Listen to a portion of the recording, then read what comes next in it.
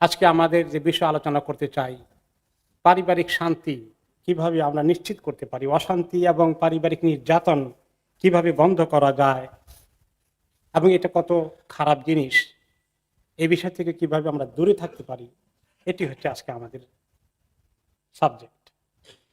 আল্লাহ তাআলা আমাদেরকে অনেকগুলো নিয়ামত দিয়েছেন, তার মধ্যে অন্যতম একটি শ্রেষ্ঠ নিয়ামত হচ্ছে পারিবারিক দাম্পত্য জীবন। ঘর সংসার যদি না থাকতো, শুধুমাত্র সিঙ্গেল লাইফ থাকতো মানুষের, তাহলে পৃথিবীটা কেমন হতো? যারা এই কষ্টে আছে তাদের দিকে তাকালে আমরা তা বুঝতে পারি।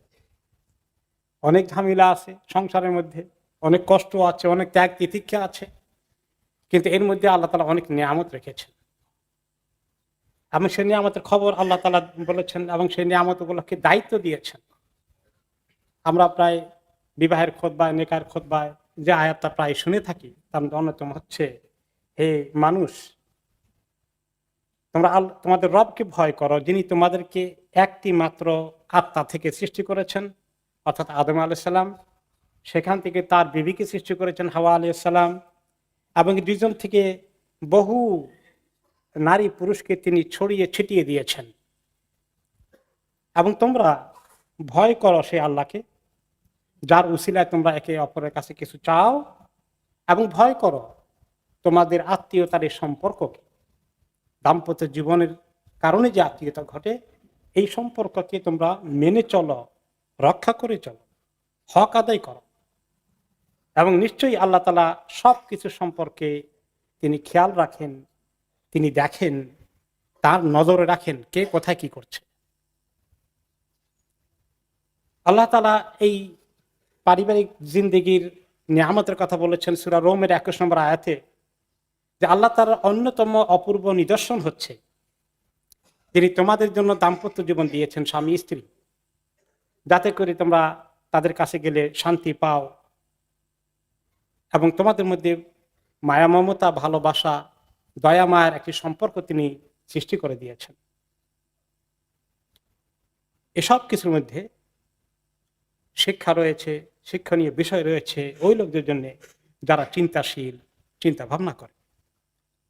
ঘর বাড়ি সংসার এটা একটি নিয়ামত, সে কথা আল্লাহ তাআলা অন্য আয়াতে বলেছেন যে তিনি তোমাদের জন্য ঘর বাড়িগুলোকে শান্তির ঠিকানা বানিয়েছেন। আপনি যদি 5 স্টার হোটেলে গিয়েও থাকেন কয়েকদিন, ঘর বাড়ি সংসার সব বাদ দিয়ে, কত মজা লাগবে। একলা একলা ঘরের, ছোটখাটো ঘরের মধ্যেও যে শান্তি আছে, নিজে বাইরে সংসার বাদ দিয়ে আলাদা একলা থাকার মধ্যে কোনো শান্তি নেই।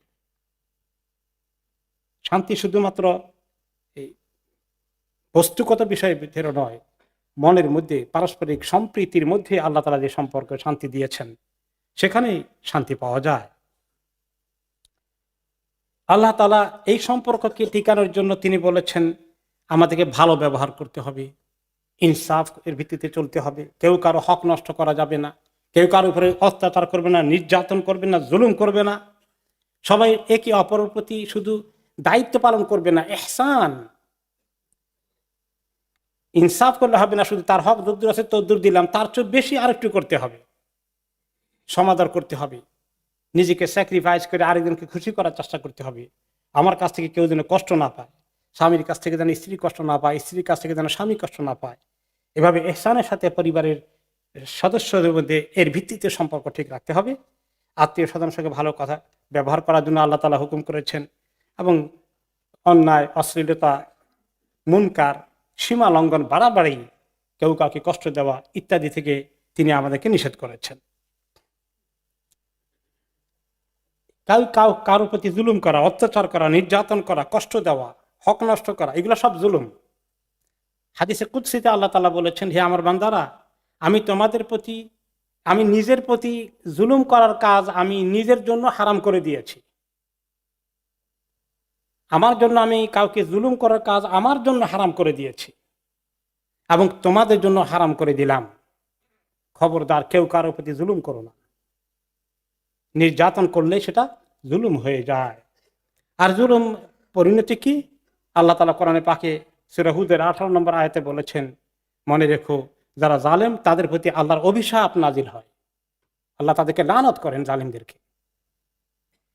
আরেকটি সূরা আল্লাহ তাআলা বলেছেন, যারা জুলুম করে তারা জানতে পারবে একদিন কোন ধরনের প্রত্যাবর্তনে তারা প্রত্যাবর্তন করেছে, কোথায় গিয়ে তারা পৌঁছেছে, তাদের সামনে কি আছে জুলুমের পরিণতি।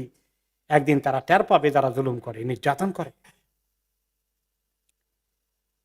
কিভাবে নির্যাতন না করে ভালো সম্পর্ক করা যায় আল্লাহ তাআলা নসিহত করেছেন যে তোমরা তোমাদের স্ত্রী পরিবারের সঙ্গে তোমরা সম্পর্ক স্থাপন করো, জীবন যাপন করো ভালো আচার ব্যবহারের মাধ্যমে, ভালো ব্যবহারের মাধ্যমে।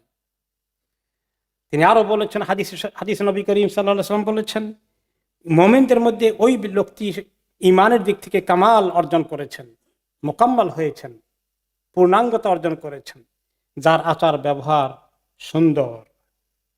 আর তোমাদের মধ্যে ওই লোকটি ভালো, ওই লোকটি উত্তম, যে তাদের স্ত্রী পরিবারের প্রতি উত্তম আচরণ করে, ভালো ব্যবহার করে। আর উল্টাটা কি? যে ব্যক্তি স্ত্রী পরিবারের সদস্যদের প্রতি খারাপ ব্যবহার করে, সেই লোকটি কি ভালো হতে পারে? উল্টা। এবং ভালো আচার ব্যবহার, ভদ্রতা, নম্রতা, শিষ্টতা, কষ্ট না দেওয়া, ভদ্রতার এই ব্যবহার কারণে একজন মোমেন, যেই ব্যক্তি অনেক নফল রোজা রাখে, সারা রাত ব্যাপী ইবাদত করে, সেই ব্যক্তি এত নফল রোজা নফল ইবাদত না করে শুধু ভালো ব্যবহারের কারণে ওই ব্যক্তির লেভেলে পৌঁছে যায়। তাহলে ভালো ব্যবহার কত ভালো জিনিস, আল্লাহ কত পছন্দ করেন। নেকির পাল্লায় সবচেয়ে বেশি ভারী হয়ে যায় উত্তম আচার ব্যবহার, লেনদেন। আর উল্টাটা কি হয়? আরো খারাপ হয়ে যায়, ততই ক্ষতি হয়ে যায়। যত আচার ব্যবহার খারাপ, ততই তার কাছে, আল্লাহর কাছে সে মুশকিলে আছে, মুসিবতে পড়ে যাবে। আল্লাহ তাআলা এই ভালো ব্যবহারের জন্য নম্রতা, ভদ্রতার আচরণকে এত পছন্দ করেন। একটি হাদিসে নবী করিম সাল্লাল্লাহু আলাইহি ওয়াসাল্লাম বললেন, যে পরিবারের মধ্যে যেখানে ভালো ব্যবহার, আচার ব্যবহার, ভদ্রতা, নম্রতা ব্যবহারটা আছে, সেই পরিবারের মধ্যে লোকদেরকে আল্লাহ তাআলা অনেক নেকি দান করেন। আর রূঢ় আচরণ যেখানে হয়, খারাপ ব্যবহার যেখানে হয়, কঠোরতা যেখানে অবলম্বন করা হয়, সেখানে আল্লাহ তাআলা সব কিছু কল্যাণকে উঠিয়ে নেন। যাকে আল্লাহ পছন্দ করেন তাকে আল্লাহ তাআলা এই নম্রতার আচরণ দান করেন বেশি করে। সে তার আচার ব্যবহারে খুব সফট থাকে। কোনো বাড়ি ঘরে আল্লাহ তাআলা যদি সংসারের মধ্যে অশান্তি দিতে চান, রহমত উঠাই নিতে চান, তাহলে তাদের ব্যবহারের মধ্যে থেকে আল্লাহ তাআলা নম্রতা, ভদ্রতা, শিষ্টাচার উঠাই নিয়ে যান। এখন কেউ যারা এই সমস্যা করে, নারী নির্যাতন থেকে শুরু করে পারিবারিক নির্যাতন করে, অশান্তির দিকে ঠেলে দেয়, তারা বলবে কি করে, করতে চায় না, রাগ উঠলে তার থামাইতে পারি না। এই জন্য রাগ দমন করার জন্য কত কোরআনের আয়াতে আল্লাহ তাআলা আমাদের নসিহত করেছেন।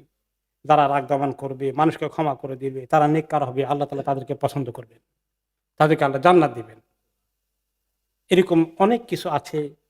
কিভাবে পারিবারিক ভাবে নির্যাতনের শিকার হয়ে যায়। কোনো সময় স্বামী দ্বারা স্ত্রী নির্যাতিত হয়, কোনো জায়গায় স্ত্রী দ্বারা স্বামী নির্যাতিত হয়, বিভিন্ন তরিকায় সেগুলো হয়। আর এক্ষেত্রে দেখা যাচ্ছে যে এদেশের নিয়মে পারিবারিক নির্যাতন অনেক চলে। প্রতি 4 জন মহিলা 1 জন পারিবারিকভাবে নির্যাতিত হন। আবার প্রতি 6 জন পুরুষে 1 জন পুরুষ নির্যাতিত আছেন এই সমাজের মধ্যে। তো দোনো দিকে আছে, কিন্তু মহিলাদের দিকটা একটু বেশি নির্যাতিত হওয়া। এবং এর পরিণতি কি হয়? এর পরিণতি হয়ে যায় মানুষের মধ্যে অনেক সমস্যা, মেন্টাল হেলথ ইস্যু চলে আসে, মানুষ মানসিক রোগের শিকার হয়ে যায়, মানুষ বিদ্রোহী হয়ে যায়।